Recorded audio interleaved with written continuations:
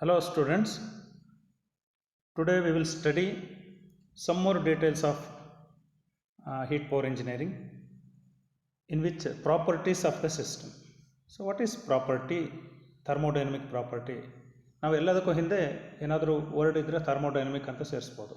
Thermodynamic property means its thermodynamic property of this heat power engineering. Property is defined as an observable or measurable characteristic of a system. System ಅಂದರೆ thermodynamic system ಅಂತ ಹೇಳ್ತಾರೆ. By which its physical condition can be described. ಅದನ್ನು ಓದ್ಕೊಳ್ಳಿ ಒಂದ್ಸರಿ ಗೊತ್ತಾಗುತ್ತೆ. Observable and measurable ಅಂತೇಳಿ. For example battery charge ಮಾಡ್ತಾ ಇರ್ತೀವಿ ನಾವು. ಬ್ಯಾಟ್ರಿ ಚಾರ್ಜ್ ಮಾಡುವಾಗ ರೀಡಿಂಗ್ ತಗೊಳ್ತೇವೆ. ಸ್ಪೆಸಿಫಿಕ್ ಗ್ರಾವಿಟಿ ಅಂತ ರೀಡಿಂಗ್ ತಗೊಳ್ತೇವೆ. ರೀಡಿಂಗ್ ತಗೊಂಡಾಗ ಅದು ಒಂದು ರೀಡಿಂಗ್ ತೋರಿಸ್ತದೆ. ಆ ರೀಡಿಂಗ್ ತೋರಿಸಿದಾಗ ಅದು ಫುಲ್ಲಿ ಚಾರ್ಜ್ ಆಗಿದೆಯಾ, ಆಫ್ ಚಾರ್ಜ್ ಆಗಿದೆಯಾ, ಡಿಸ್ಚಾರ್ಜ್ ಆಗಿದೆಯಾ ಅಂತ ಗೊತ್ತಾಗುತ್ತೆ. ನೋಡಿ, ಸ್ಟೇಟ್ ಆಫ್ ಎ ಸಿಸ್ಟಮನ್ನು ಹೇಳ್ಬೋದು ನಾವು. ಫಾರ್ ಎಕ್ಸಾಂಪಲ್ ಟೈರ್ ಪ್ರೆಷರ್ ನೋಡಬೇಕು ಅಂತ ಹೇಳಿ ಒಂದು ಗೇಜ್ ಇಡ್ತೇವೆ. ಆ ಗೇಜಲ್ಲಿ ರೀಡಿಂಗ್ ತೋರಿಸ್ತದೆ. ಆ ರೀಡಿಂಗ್ ತೋರಿಸೋದು ಅದು ಅಬ್ಸರ್ವಬಲ್ ಕ್ಯಾರೆಕ್ಟರಿಸ್ಟಿಕ್. ನಾವು ನೋಡ್ತೇವೆ ಎಷ್ಟೋ 30 PSI pounds per square inch ಅಂತೇಳಿ. ಆಗ ಫುಲ್ ಆಗಿದೆ ಆ ಟೈರು, ಗಾಳಿ ಅಥವಾ ಅರ್ಧ ತುಂಬಿದೆವ. ಸೊ ಈ ಥರ ಒಂದು ಟೆಂಪ್ರೇಚರ್ ಚೆಕ್ ಮಾಡ್ತೇವೆ. ನಮ್ಮ ಬಾಡಿ ಟೆಂಪ್ರೇಚರ್ ಚೆಕ್ ಮಾಡ್ತೇವೆ. ಟೆಂಪ್ರೇಚರ್ ಚೆಕ್ ಮಾಡಿದಾಗ 98 ಪಾಯಿಂಟ್ ಸಮಥಿಂಗ್ ಫ್ಯಾರನೈಟ್ ಇದ್ದರೆ ನಾರ್ಮಲ್ ಟೆಂಪ್ರೇಚರ್, ಅದಕ್ಕಿಂತ ಜಾಸ್ತಿ ಇದ್ದರೆ ಸ್ವಲ್ಪ ಜ್ವರ ಉಂಟು, ಈ ಥರ. So this observable and measurable characteristics. ನಾವು ಅದನ್ನು ಅಬ್ಸರ್ವ್ ಮಾಡಲಿಕ್ಕೂ ಗೊತ್ತಾಗ್ತದೆ, ಅಥವಾ ಎಷ್ಟಿದೆ ಅಂತ ಮೆಷರ್ ಮಾಡಲಿಕ್ಕೂ ಪ್ರೆಷರ್ ಎಷ್ಟಿದೆ, ಟೆಂಪ್ರೇಚರ್ ಎಷ್ಟಿದೆ, ಅಥವಾ ಬ್ಯಾಟ್ರಿ ಎಷ್ಟು ಚಾರ್ಜ್ ಆಗಿದೆ ನೋಡ್ತೇವೆ ನಾವು. ಸೊ ಇಂಥದ್ದನ್ನು ಥರ್ಮೋಡೈನಮಿಕ್ ಪ್ರಾಪರ್ಟೀಸ್ ಅಂತ ಕರೆಯೋದು. ಅದರಲ್ಲಿ ಎರಡು ವಿಧ ಇದೆ, ಎಕ್ಸ್ಟೆನ್ಸಿವ್ ಪ್ರಾಪರ್ಟಿ, ಇಂಟೆನ್ಸಿವ್ ಪ್ರಾಪರ್ಟಿ ಅಂತ ಹೇಳಿ. ಎಕ್ಸ್ಟೆನ್ಸಿವ್ ಪ್ರಾಪರ್ಟಿ ಅಂದ್ರೇನು? These properties are dependent on the mass of the system. Mass of the system ಅಂದರೆ ಒಂದು ಸಿಸ್ಟಮ್ ಅಂತ ತಗೊಂಡ್ರೆ, ಸಿಸ್ಟಮ್ ಅಂದರೆ ನಿಮ್ಗೆ ಆಲ್ರೆಡಿ ಗೊತ್ತಿದೆ, ಬೌಂಡ್ರಿ ಒಳಗೆ ಇರೋದು. ಆ ಬೌಂಡ್ರಿ ಒಳಗೆ ಇರೋದು ನೋಡಿ, ಅಲ್ಲಿ ಏನಾಗುತ್ತೆ, whose value of the entire system is equal to the sum of the values of the divided individual system ಅಂತ ಹೇಳಿ. ಈಗ ಆ ರೂಮ್ ಒಳಗೆ ಒಂದು ಏನೋ ಪದಾರ್ಥ ಇದೆ ಅಂತ ಇಟ್ಕೊಳ್ಳಿ. ಫಾರ್ ಎಕ್ಸಾಂಪಲ್ ಆ ಪದಾರ್ಥವನ್ನು 5 ಭಾಗ ಮಾಡಿದ್ದೀರಿ ಅಂತ ಇಟ್ಕೊಳ್ಳಿ. ಒಟ್ಟು ಎಷ್ಟಾಗಿದೆ ಅಂತ ಕೇಳಿದರೆ 5 ಭಾಗವನ್ನು ಆ್ಯಡ್ ಮಾಡಬೇಕಾಗ ನಾವು. ಅಂದರೆ ಒಂದು ಕಡೆ 1 kg ಇರ್ಬೋದು, ಇನ್ನೊಂದು ಕಡೆ ಇನ್ನೊಂದು kg ಇರ್ಬೋದು, ಇನ್ನೊಂದು ಕಡೆ ಇನ್ನೊಂದು kg ಇರ್ಬೋದು. ಒಟ್ಟು ಎಷ್ಟು ಅಂತ ಹೇಳುವಾಗ 1 kg, 1 kg, 1 kg, ಮತ್ತೊಂದು ಕಡೆ 2 kg ಇದ್ದರೆ ಎಲ್ಲವನ್ನು ಸೇರಿಸಿ 5 kgs. ನೋಡಿ, weight, example weight, mass, volume ಅಂತ ಹೇಳ್ತೇವೆ. ಸೊ ಈ ಥರ ಇಂಡಿವಿಜುವಲನ್ನು ಆ್ಯಡ್ ಮಾಡಿದಾಗ ಸಿಗುವಂಥ ಪ್ರಾಪರ್ಟಿಗಳನ್ನು ನಾವು ಎಕ್ಸ್ಟೆನ್ಸಿವ್ ಪ್ರಾಪರ್ಟಿ ಅಂತ ಕರಿತೇವೆ. Example weight, mass.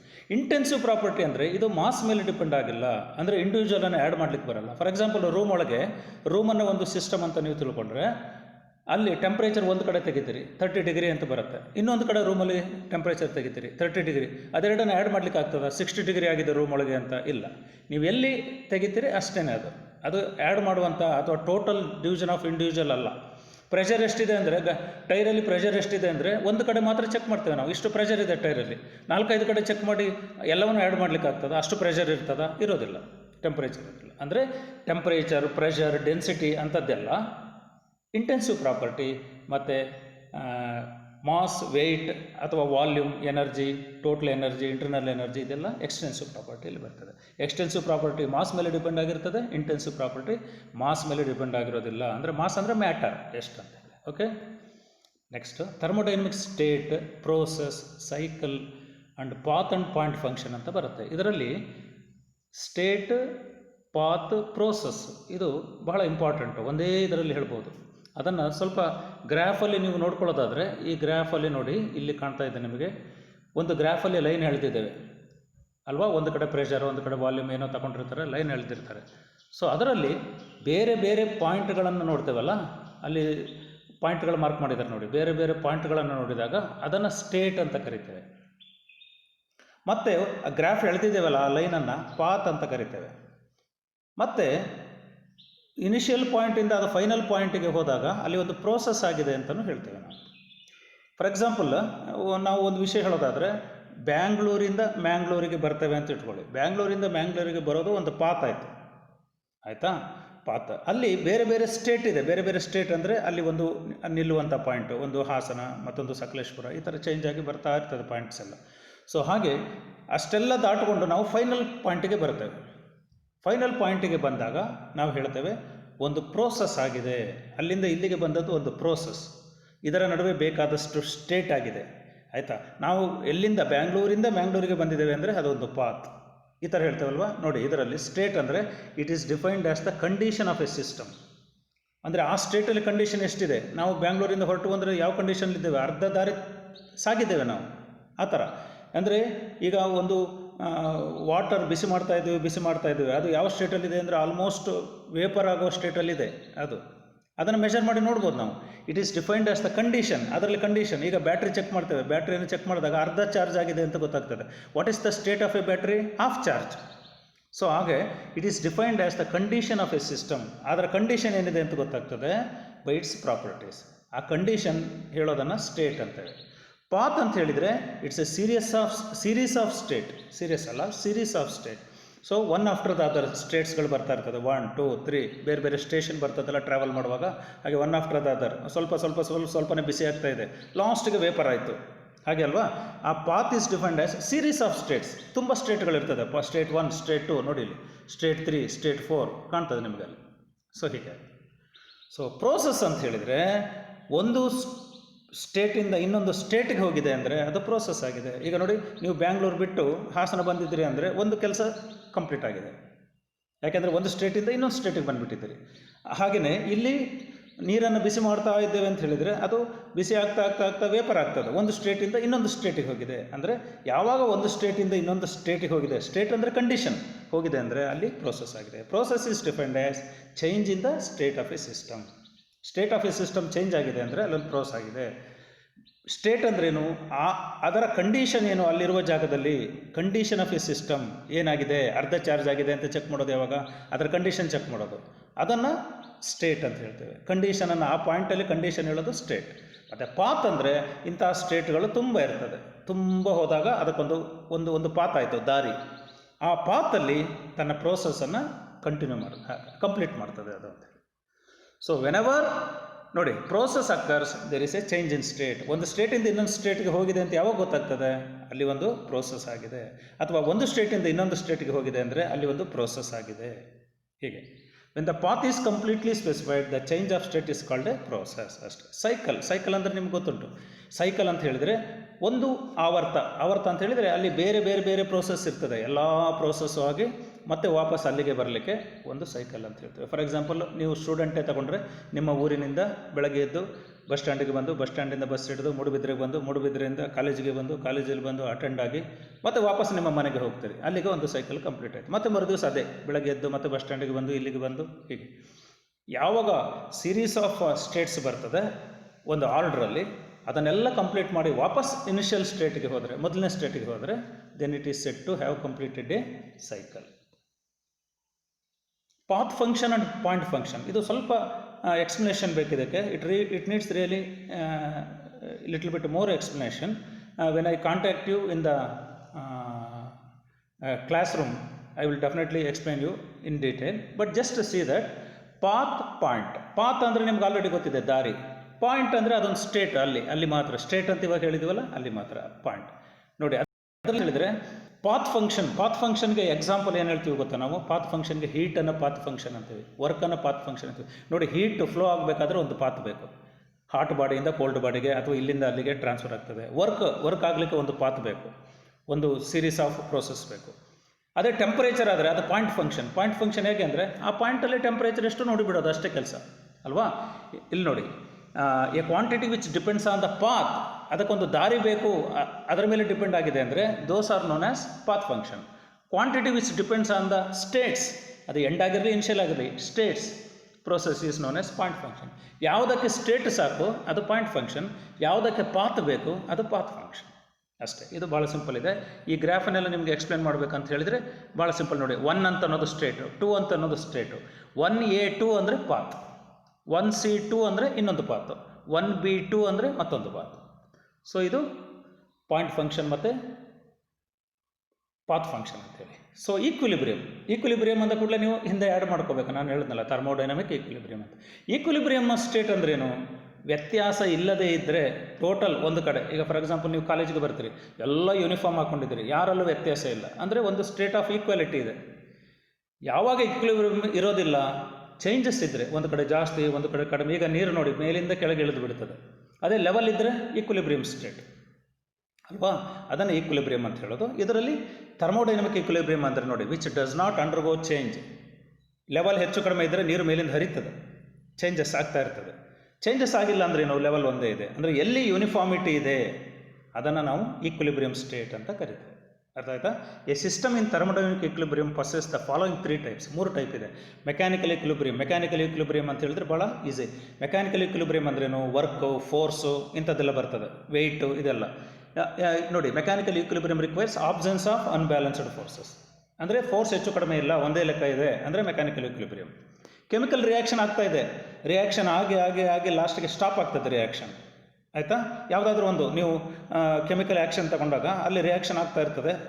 ಇನ್ನು ಬ್ಯಾಟ್ರಿಲಿ ತೊಗೊಂಡ್ರೆ ಚಾರ್ಜಿಂಗ್ ಆಗುವಾಗ ರಿಯಾಕ್ಷನ್ ಆಗ್ತಾ ಇರ್ತದೆ. ಚಾರ್ಜಿಂಗ್ ಕಂಪ್ಲೀಟ್ ಆದಮೇಲೆ ರಿಯಾಕ್ಷನ್ ಮುಗಿತದೆ. ಸೊ ಥರ್ಮೋಡೈನಮಿಕ್ ಅಂದರೆ ಅದು equilibrium state, chemical equilibrium state ಅದು. ಅದೇ ಥರ್ಮಲ್ ಈಕ್ವಿಲಿಬ್ರಿಯಮ್. ನೋಡಿ, ನೀವು ಒಂದು ಹಾಟ್ ಬಾಡಿ, ಕೋಲ್ಡ್ ಬಾಡಿ ಒಟ್ಟಿಗೆ ಇಟ್ಕೊಳ್ಳಿ. ಹಾಟ್ನೆಸ್ಸು ಕೋಲ್ಡ್ ಬಾಡಿಗೆ ಹೋಗ್ತದೆ, ಕೋಲ್ಡ್ನೆಸ್ಸು ಹಾಟ್ ಬಾಡಿಗೆ ಬರ್ತದೆ. ಎರಡೂ ಹಂಚ್ಕೊಂಡ ನಂತರ ಎರಡರ ಟೆಂಪ್ರೇಚರ್ ಒಂದೇ ಲೆಕ್ಕ ಆಗ್ತದೆ. ಸೊ ಅದನ್ನು ಥರ್ಮಲ್ ಈಕ್ವಿಲಿಬ್ರಿಯಮ್ ಅಂತ ಹೇಳ್ತೀವಿ. ಇದು ಸ್ಟೇಟ್ ಅಂದರೆ ಯೂನಿಫಾರ್ಮಿಟಿ ಇದೆ ಒಂದು ಸಿಸ್ಟಮಲ್ಲಿ ಅಂದರೆ that is in equilibrium state. ನೋಡಿ, ಇದರಲ್ಲಿ ಕೆಲವು ಟರ್ಮ್ಸ್ ಇದೆ. There are certain terms. Pressure ಅಂದ್ರೇನು, load acting per unit area. ನಾವು SOM ಮೇಲೆ ಸ್ಟ್ರೆಸ್ ಅಂತ ಓದ್ತೇವೆ. Stress load acting on unit area ಅಂತ. ಹಾಗೆಯೇ ಇಲ್ಲಿ ಪ್ರೆಷರ್ ಹೇಳುವಾಗ ಎಷ್ಟು ಲೋಡ್ ಬೀಳ್ತಾ ಇದೆ ಒಂದು ಯೂನಿಟ್ ಏರಿಯಾ ಜಾಗದಲ್ಲಿ, ನಾವು ಅಟ್ಮಾಸ್ಫಿರಿಕ್ ಪ್ರೆಷರ್ ಅಂತೇವೆ. ಅಟ್ಮಾಸ್ಫಿರಿಕ್ ಪ್ರೆಷರ್ ಅಂದರೆ ಸಿ ಲೆವೆಲಲ್ಲಿ ಯಾವ ಪ್ರೆಷರ್ ಒಂದು ಯೂನಿಟ್ ಏರಿಯಾದಲ್ಲಿ ಬೀಳ್ತಾ ಇದೆ. ಸಿ ಲೆವೆಲ್ ನಮಗೆ ರೆಫರೆನ್ಸ್ ಯಾವಾಗಲೂ, ಅಟ್ಮಾಸ್ಫಿರಿಕ್ ಪ್ರೆಷರ್ ರೆಫರೆನ್ಸ್. ಪ್ರೆಷರ್ ಅಂದ್ರೇನು, it is defined as force exerted by the gas on A unit area. ಒಂದು ಯಾವುದೋ ಯೂನಿಟ್ ಏರಿಯಾ ಅಂದರೆ 1 ಸೆಂಟಿಮೀಟರ್ ಸ್ಕ್ವೇರ್ ಅಥವಾ 1 ಇಂಚ್ ಸ್ಕ್ವೇರ್ ಅಥವಾ 1 ಮಿಲಿಮೀಟರ್ ಸ್ಕ್ವೇರ್, ಯಾವುದಾದ್ರು ತಗೊಳ್ಳಿ ನೀವು, ಅದನ್ನು ಹೇಳ್ತೇವೆ. ಅದರಲ್ಲಿ ಕೆಲವು ಇದೆ, atmospheric pressure, gauge pressure, vacuum pressure, absolute pressure ಅಂತ ಇದೆ. ಅಟ್ಮಾಸ್ಫಿರಿಕ್ ಪ್ರೆಷರ್ ಅಂದ್ರೇನು, it is just the pressure measured at the C level, ಸಮುದ್ರ ಮಟ್ಟದಲ್ಲಿ ಅಳೆದದ್ದು ಅದು. ಗೇಜ್ ಪ್ರೆಷರ್ ಅಂದ್ರೇನು, ನೀವು ಗೇಜನ್ನು ನೋಡ್ತೀರಲ್ವ, ಪ್ರೆಷರ್ ಗೇಜ್ ಅದೆಲ್ಲ ಇದೆ. ಸೊ ಅದು ಏನು ತೋರಿಸ್ತದೆ ರೀಡಿಂಗನ್ನು, ಅದನ್ನು ಗೇಜ್ ಪ್ರೆಷರ್ ಅಂತ ಹೇಳ್ತೀವಿ. ವ್ಯಾಕ್ಯೂಮ್ ಪ್ರೆಷರ್ ಅಂತ ಹೇಳಿದರೆ ನೆಗೆಟಿವ್ ಪ್ರೆಷರ್ ಅಂತ, ಝೀರೋಗಿಂತ ಕಡಿಮೆ ಇರೋದನ್ನು ನೆಗೆಟಿವ್ ಪ್ರೆಷರನ್ನು ವ್ಯಾಕ್ಯೂಮ್ ಪ್ರೆಷರ್ ಅಂತ ಹೇಳಿ ಕರೀತೇವೆ. ಇದಕ್ಕೆ ಕೆಲವು ಕ್ಯಾಲ್ಕುಲೇಷನ್ ಇದೆ, ಅದನ್ನು ನೋಡ್ಕೊಳ್ಳಿ, ಗೊತ್ತಾಗುತ್ತೆ. ಮತ್ತು ಕೆಲವು ಡೌಟ್ಸ್ ಇದ್ದರೆ ನಾವು ಕ್ಲಾಸಲ್ಲಿ ನೋಡ್ಕೊಳ್ಬೋದು. Next, terms used in thermodynamics ಭಾಳ ಈಸಿ. ವಾಲ್ಯೂಮ್ ಅಂದ್ರೇನು, ಒಂದು ರೂಮ್ ಒಳಗಿರುವ ಎಲ್ಲ ಜಾಗ ವಾಲ್ಯೂಮ್ ಅಷ್ಟೇ. ಅಥವಾ ಒಂದು ಸಣ್ಣ ಪಾತ್ರೆ ಇದೆ, ಪಾತ್ರೆ ಒಳಗಿರುವ ಎಲ್ಲ ಜಾಗ ವಾಲ್ಯೂಮ್. ಅದರ ವಾಲ್ಯೂಮ್ ಬೇರೆ, ರೂಮಿದು ವಾಲ್ಯೂಮ್ ಬೇರೆ. It is nothing but the space occupied by this. Specific volume ಅಂದ್ರೇನು, ಸ್ಪೆಸಿಫಿಕ್ ವಾಲ್ಯೂಮ್ ಅಂದರೆ ನೋಡ್ಕೊಳ್ಳಿ, metre cube per kg. Unit volume ಅಂದರೆ 1 ಮೀಟರ್ ಉದ್ದ, 1 ಮೀಟರ್ ಅಗಲ, 1 ಮೀಟರ್ ಎತ್ತರ, ಆ ಜಾಗವನ್ನು ಯೂನಿಟ್. ಅದು ಮೀಟರ್ ಇರ್ಬೋದು, ಸೆಂಟಿಮೀಟರ್ ಇರ್ಬೋದು, ಗೊತ್ತಿಲ್ಲ. 1 ಮೀಟರ್ ಉದ್ದ, 1 ಮೀಟರ್ ಅಗಲ, 1 ಮೀಟರ್ ಎತ್ತರ ಅಂದರೆ ಯೂನಿಟ್ ವಾಲ್ಯೂಮ್. ಆಯಿತಾ? Occupied by a unit mass of substance. ಒಂದೇ ಒಂದು ಮಾಸ್ ಅಂದರೆ 1 kg ಅಥವಾ 1 ಟನ್ ಅಥವಾ 1 ಗ್ರಾಮು, 1 ಮಿಲಿಗ್ರಾಮ್, ಯಾವ್ದಾದ್ರು ತಗೊಳ್ಳಿ ನೀವು. ಸೊ 1 ಯೂನಿಟ್ ಜಾಗ metre cube, occupied by unit mass kg. ನೋಡಿ, ಅದರ ಯೂನಿಟ್ ನೋಡ್ಕೊಳ್ಳಿ, metre cube per kg. 1 unit volume occupied by a unit mass ಅಂದರೆ 1 kg. ನೋಡಿ, ಅಲ್ಲಿ ಮೀಟರ್ ಕ್ಯೂಬ್ ಪರ್ kg ಅಂತಿದೆ. ಮೀಟರ್ ಕ್ಯೂಬ್ ಅಂದರೆ 1 ಮೀಟರ್ ಕ್ಯೂಬ್, ಪರ್ kg ಅಂದರೆ 1 kg. ಟೆಂಪರೇಚರ್ ಅಂದರೆ ಲೆವೆಲ್ ಆಫ್ ಹಾಟ್ನೆಸ್ ಅಥವಾ ಕೋಲ್ಡ್ನೆಸ್ ಎಷ್ಟಿದೆ ಅಂತ ನಿಮಗೆ ಗೊತ್ತಾಗ್ತದೆ. ಅಬ್ಸಲ್ಯೂಟ್ ಟೆಂಪರೇಚರ್ ಅಂತ ಹೇಳಿದರೆ ಭಾಳ ಸಿಂಪಲ್ಲು, ಇದು 0ಗಿಂತ ಕಡಿಮೆ ಅಪ್ ಟು -273ವರೆಗೆ ಹೋದರೂ ಅದನ್ನು ಅಬ್ಸಲ್ಯೂಟ್ ಟೆಂಪರೇಚರ್ ಅಂತ ಕರಿತೇವೆ. ನೆಕ್ಸ್ಟ್, ಸರ್ಟನ್ ಟರ್ಮ್ಸ್ ನೋಡ್ಕೊಳ್ಳಿ ಇಲ್ಲಿ. ಎನರ್ಜಿ ಅಂದ್ರೇನು, ನಾವು ಹೇಳ್ತೇವೆ ಕೆಪಾಸಿಟಿ ಟು ಡೂ ವರ್ಕ್. ಈಗ ನನ್ನ ಕೆಪಾಸಿಟಿ ಬೇರೆ, ನಿಮ್ಮ ಕೆಪಾಸಿಟಿ ಬೇರೆ ಆಗಿರ್ಬೋದು. ಅಂದರೆ ನಿಮ್ಮಲ್ಲಿ ಎಷ್ಟು ಪೊಟೆನ್ಷಿಯಲ್ ಎನರ್ಜಿ ಇದೆ ಕೆಲಸ ಮಾಡಲಿಕ್ಕೆ, ಅದನ್ನೇ ಅಂದರೆ ಎಷ್ಟು ಕೆಪಾಸಿಟಿ ಇದೆ ಕೆಲಸ ಮಾಡಲಿಕ್ಕೆ ಅನ್ನೋದನ್ನೇ ನಾವು ಎನರ್ಜಿ ಅಂತ ಕರಿತೇವೆ. Energy is defined as capacity to do work. A system is set to possess energy, it is capable of doing. ಒಂದು ಸಿಸ್ಟಮಲ್ಲಿ ಎನರ್ಜಿ ಇದೆ ಅಂದರೆ ಅದೇನು ಮಾಡ್ತದೆ, it is capable of doing work definitely, ಯಾಕಂದರೆ it has energy. So many types of energies are there: stored energy, kinetic energy, potential energy, internal energy, transit energy. Stored energy ಅಂದ್ರೇನು, which is stored in the system. So that is ಅದರಲ್ಲಿ ನೋಡಿ, kinetic energy, potential energy, internal energy, ಇದನ್ನೆಲ್ಲ stored energy ಅಂತ ಹೇಳ್ತೇವೆ.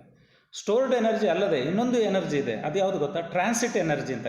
ನೋಡಿ, last one ಇದೆ transit. 2 ಭಾಗ. Stored ಎನರ್ಜಿಯಲ್ಲಿ 2 ವಿಧ, ಒಂದು ಸ್ಟೋರ್ಡ್ ಎನರ್ಜಿ, ಮತ್ತೊಂದು transit, last one transit energy. ಅಂದರೆ stored energy can be stored. Transit energy ಅಂದರೆ ಏನು ಗೊತ್ತಾ, it is capable of flowing ಅಂದರೆ ಕ್ರಾಸಿಂಗ್ ದ ಬೌಂಡ್ರಿ, ಅಂದರೆ ಹರಿತದೆ ಒಂದು ಕಡೆಯಿಂದ ಮತ್ತೊಂದು. ಈಗ ಹೀಟ್ ಎನರ್ಜಿ ಅಲ್ಲೇ ಕೂತ್ಕೊಳ್ಳೋದಿಲ್ಲ, ಅದು ಹರಿಲಿಕ್ಕೆ ನೋಡ್ತದೆ, ಒಂದು ಕಡೆಯಿಂದ ಮತ್ತೊಂದು ಕಡೆ ಹೋಗ್ಲಿಕ್ಕೆ ನೋಡ್ತದೆ. ಅದನ್ನೆಲ್ಲ ಟ್ರಾನ್ಸಿಟ್ ಎನರ್ಜಿ ಅಂತ ಕರಿತೇವೆ ನಾವು. ಗೊತ್ತಾಯ್ತಾ? ಸೊ ಸ್ಟೋರ್ಡ್ ಎನರ್ಜಿ ಅಂದರೆ ಸ್ಟೋರ್ ಆಗಿರೋದಷ್ಟೇ. ನೋಡಿ, ಕೈನೆಟಿಕ್ ಎನರ್ಜಿ ಅದರಲ್ಲಿ ಒಂದು ಎಕ್ಸಾಂಪಲ್ ಸ್ಟೋರ್ಡ್ ಎನರ್ಜಿಯಲ್ಲಿ. Energy possessed by the body. ಈಗ ನೀವು ಎಷ್ಟು ಸ್ಪೀಡಲ್ಲಿ ಹೋಗ್ತಾ ಇದ್ದೀರಿ ಅಥವಾ ಎಷ್ಟು ಸ್ಪೀಡಲ್ಲಿ ಒಂದು ಆಬ್ಜೆಕ್ಟ್ ಹೋಗ್ತಾ ಇದೆ, ಅದರಲ್ಲಿ ಎನರ್ಜಿ ಜಾಸ್ತಿ ಆಗ್ತಾ ಹೋಗ್ತದೆ.